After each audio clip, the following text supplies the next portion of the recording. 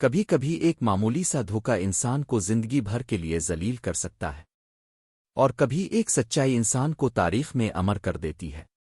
یہ کہانی ہے ایک ایسے تاجر کی جس کی دیانتداری کو آزمایا گیا، ایک قاضی کی جس کی عقل نے سب کو حیران کر دیا، اور ایک بادشاہ کی جس کا انصاف ہمیشہ یاد رکھا گیا۔ شہر باغور، جہاں سب کچھ شروع ہوا۔ یہ ایک ایسا شہر تھا جو اپنی رونق، تجارت اور دیانتدار تاجروں کی وجہ سے مشہور تھا۔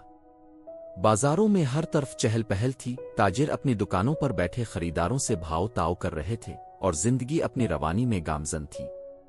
باغور نامی ایک عظیم الشان شہر میں عمر بن خالد نامی ایک ایماندار تاجر رہتا تھا۔ وہ بے حد دیانتدار اور خدا ترس تھا، اور لوگ اس کی ایمانداری کی قسم کھاتے تھے۔ ہر سال وہ اپنی کمائی کا ایک حصہ غریبوں میں بانٹ دیتا، لیکن اس بار اس کے دل میں ایک اور خواہش نے جنم لیا۔ میں حج پر جانا چاہتا ہوں، عمر نے سوچا، لیکن ایک مسئلہ تھا، میری دولت کا کیا ہوگا اگر میں چلا گیا اور واپس آنے سے پہلے کوئی چور؟ یہ سوال اسے پریشان کر رہا تھا۔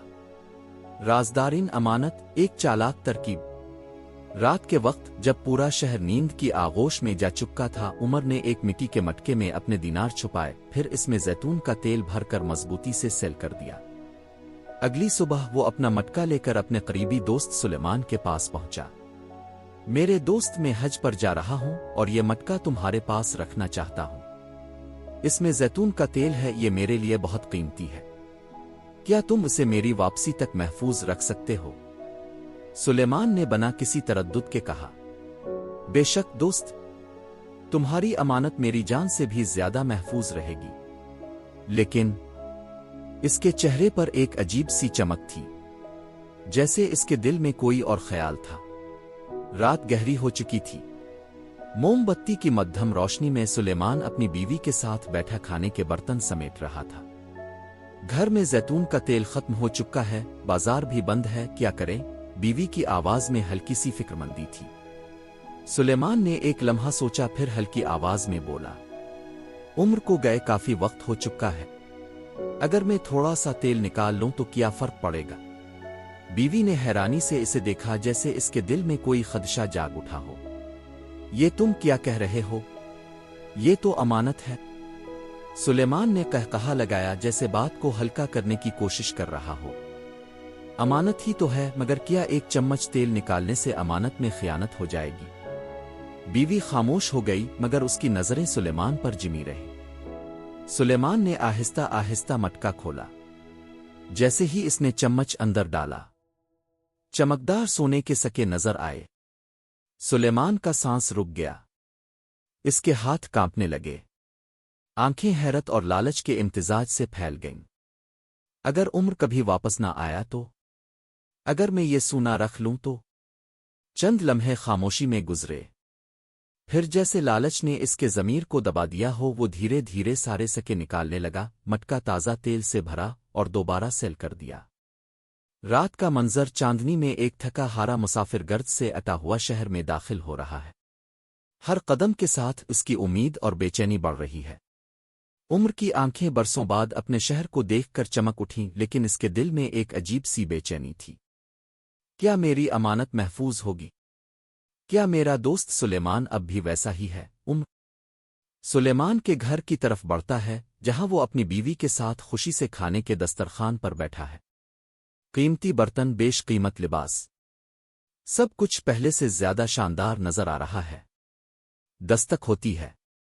سلیمان دروازہ کھولتا ہے، اور عمر کو دیکھ کر ایک لمحے کے لیے اس کے چہرے کا رنگ اڑ جاتا ہے، مگر جلدی سے خود کو سنبھالتا ہے۔ عمر، میرے پیارے دوست، تم واپس آ گئے۔ ماشاء اللہ۔ عمر مسکراتا ہے، مگر اس کی نظروں میں ایک سوال چھپا ہوا ہے۔ ہاں دوست، میں لوٹ آیا، اور اپنی امانت لینے آیا ہوں۔ سلیمان کے ہاتھ سے پانی کا پیالہ چھوٹتے چھوٹتے بچتا ہے، اس کا ماتھا پسینے سے بھیگنے لگتا ہے۔ یہ کیا کر رہا ہے؟ اگر میں نے انکار کیا تو؟ نہیں، مجھے ہوشیاری سے کام لینا ہوگا۔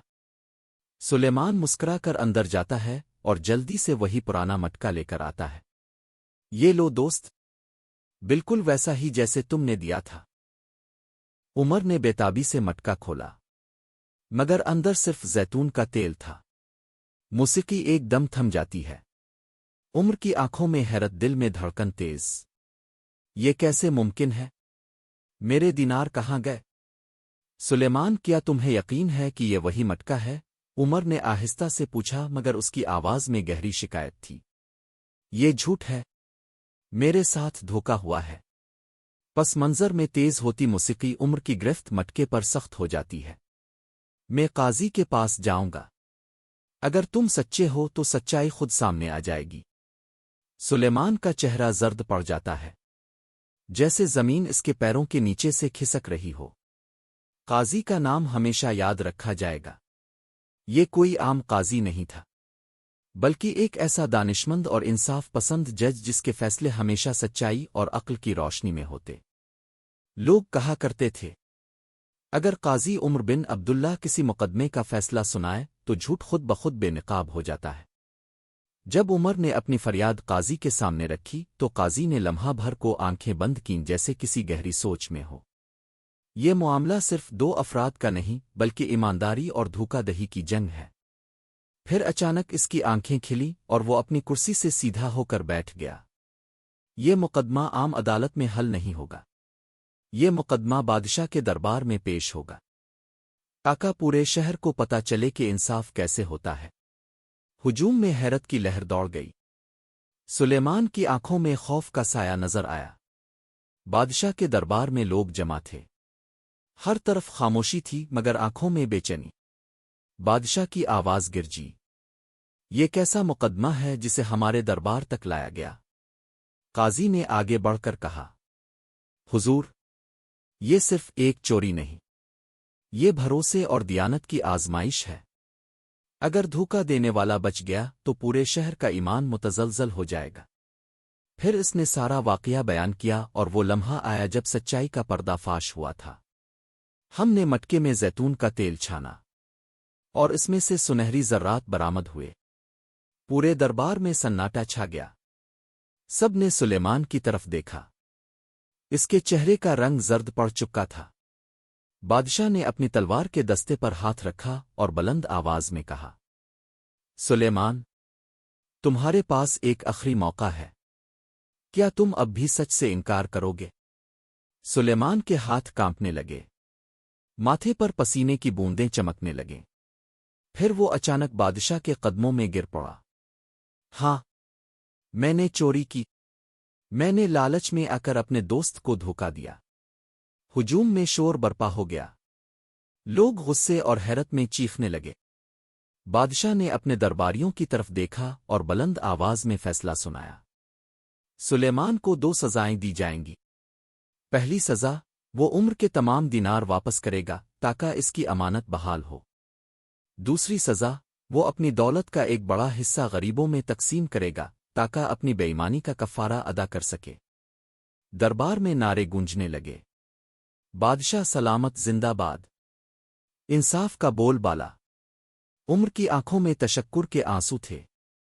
وہ بادشاہ کی طرف دیکھ کر بولا، حضور، میں نے اپنی امانت واپس لے لی، مگر میں نے ایک سبق بھی سیکھا۔ ایمانداری سب سے بڑی دولت ہے، اور لالچ ہمیشہ ذلت اور شرمندگی کا سبب بنتا ہے۔